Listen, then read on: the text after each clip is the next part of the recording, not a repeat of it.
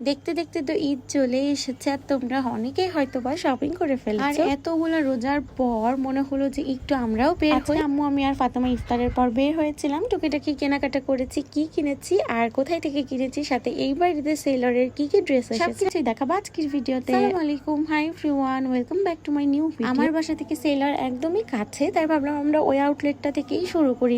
দেখলাম এবার বেশ অনেক সুন্দর সুন্দর কালেকশন এসেছে, তবে কিছু কিছু না খুবই ওয়ার্ড লাগছিল আমার কাছে, কিছু কিছু ভালো লাগছিল, কিন্তু দামটা এত বেশি রেখেছিল। আসলে একটা স্ক্রিনশট মেরেই রেখেছিলাম যে এই ড্রেসটা আমি এবার ঈদে নিব, তবে এবার যে দেখি ওই আগের কালেকশন একটাও নেই। এগুলোর মধ্যেও আমার দুইটা পছন্দ হয়েছিল, কারণ প্রত্যেকটাই না অনেক বেশি সুন্দর। ওই দুইটার কালার ছিল না, আর একটা হচ্ছে পিঙ্ক কালার ছিল। তো পিঙ্ক কালার আমি নিতে পারবো না, কারণ আমার খালামনি আমাকে গিফট করেছে পিঙ্ক কালার, আর বারবার নেওয়া যায় না। আমি আর সেই দিন না নেইনি, তবে তোমাদেরকে দেখানোর জন্য একটু ঘুরে ঘুরে ভিডিও করলাম। লাইট কালার যারা পছন্দ করো তাদের জন্য ঠিক আছে, তবে আমার কেন যেন সবসময় মনে হয় যে সেলর একটু ওভার প্রাইস রাখে। লারিফে গেলে এটা মনে হয় না টপস গুলার ক্ষেত্রে, কিন্তু লারিফে আবার থ্রি পিস যেগুলো সারারা ওইগুলা এক্সেস সেলরের চাইতেও বেশি। কার আমার সাথে একমত হবে আমি জানি না, তবে আমারটা আমি তোমাদের সাথে শেয়ার করলাম। এগুলো ওয়ান পিস ছিল, এগুলোর মধ্যে অনেকগুলো কালার ছিল। এখান থেকে ঘুরে আমরা লারিফে গিয়েছিলাম, ওইখানে যে আমি আর কি ভিডিও করিনি, কারণ ওইখানে ফাতেমা অনেকগুলো ট্রায়াল দিচ্ছিল, পড়ছিল। বের হওয়ার সময় রাস্তাতে এত সুন্দর করে লাইটিং করা ছিল,